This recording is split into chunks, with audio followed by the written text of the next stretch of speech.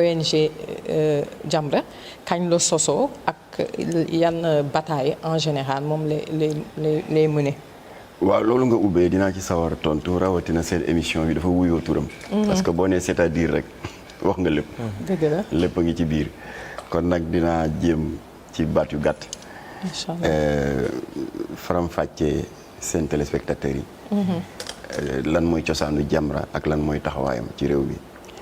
Jamra nag ñu bari dañuy réere mbir ne judduwul rek nekk ONG. ba ñu koy sos en février 1983 ab journal la woon format magazine ensuite quelques mois plus tard format tabloïd.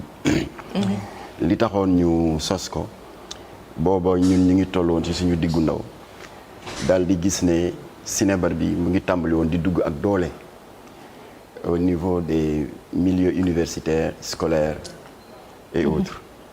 xale yi di ci loru muy am des ruptures scolaires alors ñun nag ñu tàmmoon comme que dañu amoon association bu jiitu Jamra bu ñu tuddee Malo. À l'image du cheval de Lat Dior Ngoné Latyr et qui incarne le refus. parce que Lat Dior moo ne woon tubaab yi raay bi du fi jaar. Malo du jéggi raay. alors association boobu da daan wër nag ci école yi ak quartier populaire yi def ay tournées de sensibilisation ci musiba sinébar mais comme que doyul woon loolu moo waral en février 83 ñu créé journal bu tudde Jamra évidemment suñu premier numéro ñu ngi si consacré ay xët yu yaatu ci le fléau de la drogue. moo tax ñu ngi ko tudde woon les dossiers noirs de la drogue au Sénégal.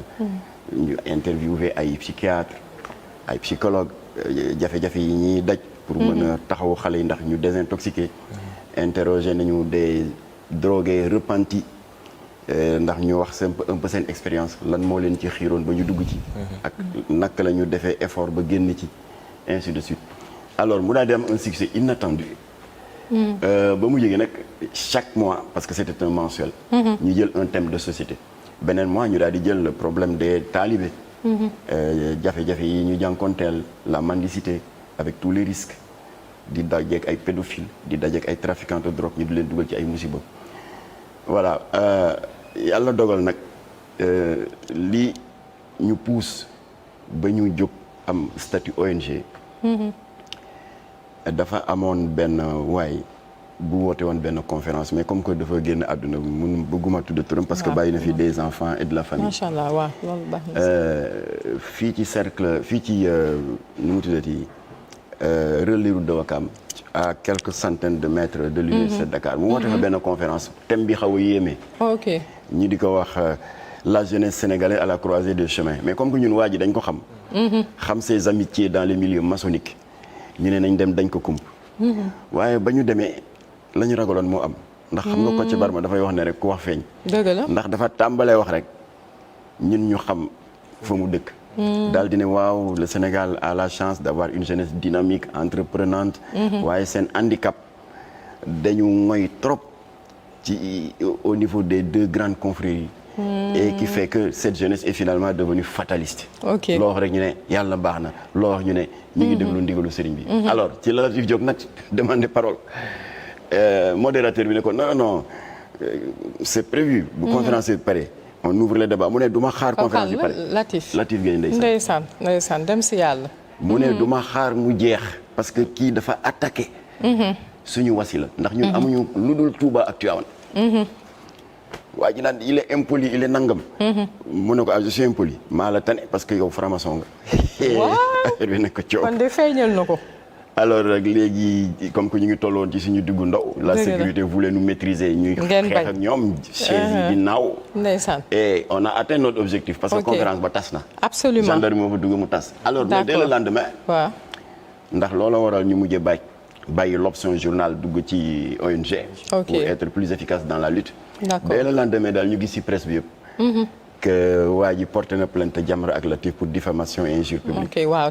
ñu ne ko à la guerre comme à la guerre. waaw période boobu moom maa ngi koy fàttaliku bu baax a baax. voilà xam naa laasa na xale. gis nga loolu gis nga loolu. gis nga loolu alors léegi nag. ñun ñu ne da nga ñuy attaqué. après ngay dem ci presse bi ne Jamra waxul dëgg. amuñu benn liste franc-maçon.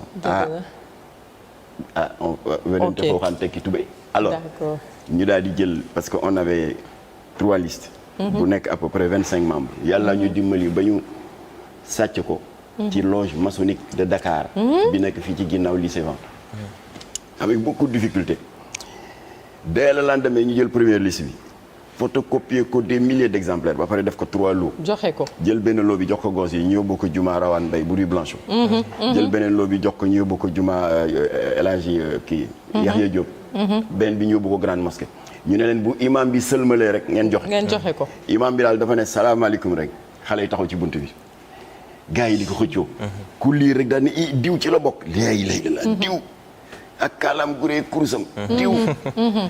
alors affaire bi def coow lu rëy ci dëkk bi yooyu yëpp yaa ngi ko doon fekkee. waaw.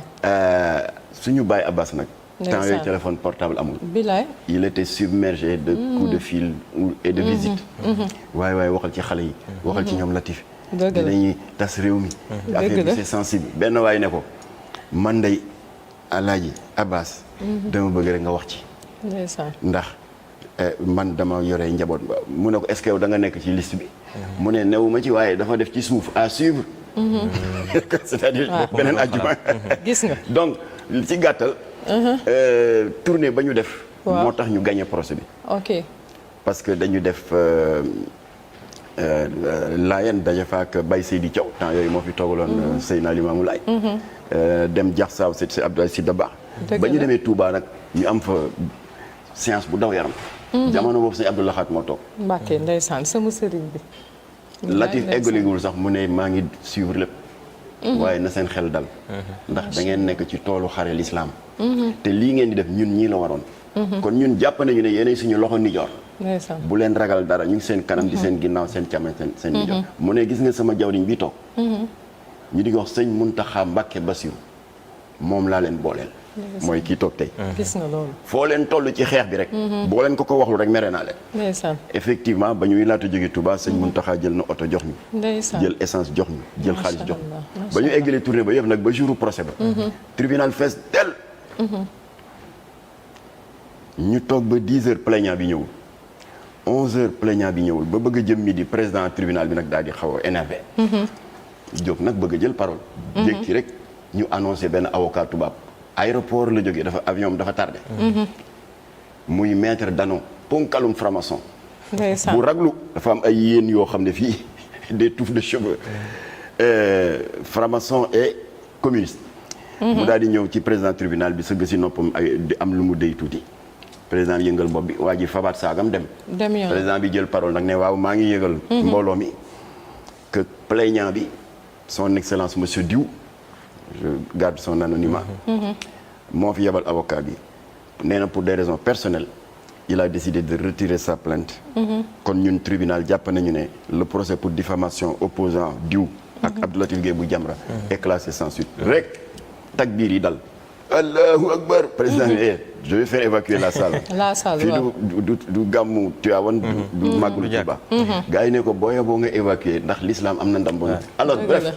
voilà yooyu daal moo tax ñu mujj ne journal doyatul. waaw il faut une ONG ñu tuddee ko ONG islamique Jamra. waaw pour mën di taxawu. les agressions contre nos valeurs contre notre religion.